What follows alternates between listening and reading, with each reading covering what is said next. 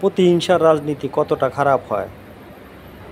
এভাবেই দেশের জনগণগুলোকে মেরে রাজনীতিতে টিকে থাকাটা এতই সহজ মানুষ আজ বুঝিয়ে দিয়েছে।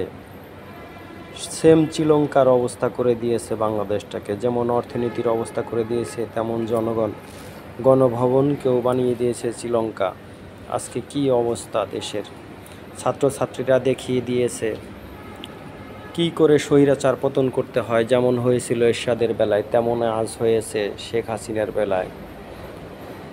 আসলে মানুষ ভুলে যায় যে যতই বাড়ি না কেন তার শেষ আছে।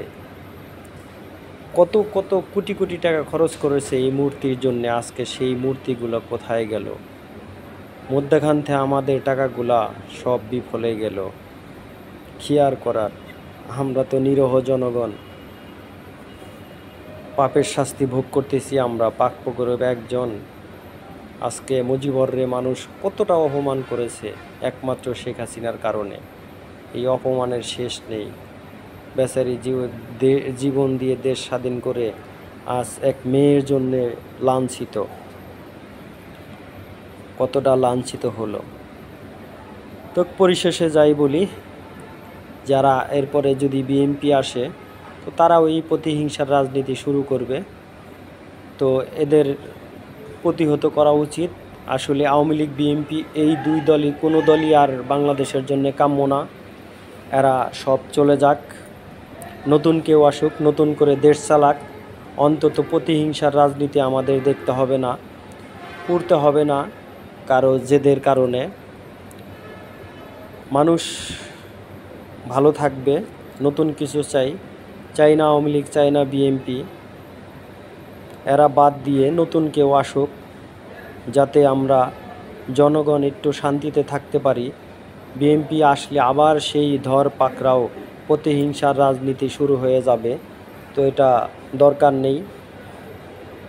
নতুন কেউ আসুক, নতুনভাবে দেশকে চালাক, এটাই আমাদের কাম্য সাধারণ মানুষের। এত প্রতিহিংসা করে জীবন চলে না। বাংলাদেশের অবস্থাটা আজ কোথায় দাঁড়িয়েছে। এবং পুলিশরা 9 দফা দাবি দিয়ে তারা বলেছে, আসলে পুলিশরা আপাতত যে খুনগুলো করেছে, পুলিশরা, আর্মি, বিডিআর, গোয়েন্দা, এদের আগে বিচার হোক, তারপরে এদের ডিউটি দেওয়া হোক। এরা যদি ডিউটি না করে নিঃশর্তে এবং এই শাস্তি মাথায় না নিয়ে, তাহলে এদেরকে সবাইকে বের করে দেওয়া হোক। নতুন করে অনেক বেকার ছেলে আছে, এদেরকে চাকরি দেওয়া হোক এবং টাকা পয়সা ছাড়া। তাতে অন্তত দেশের মানুষ কিছুটা হলেও শান্তি পাবে।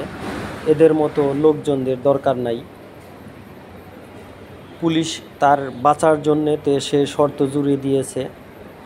আসলে শর্ত এটা হলো তাদের বাঁচার জন্যে, তারা যে খুন করেছে, খুন থেকে বাঁচার জন্যে এই শর্তগুলো তুলে দিয়েছে।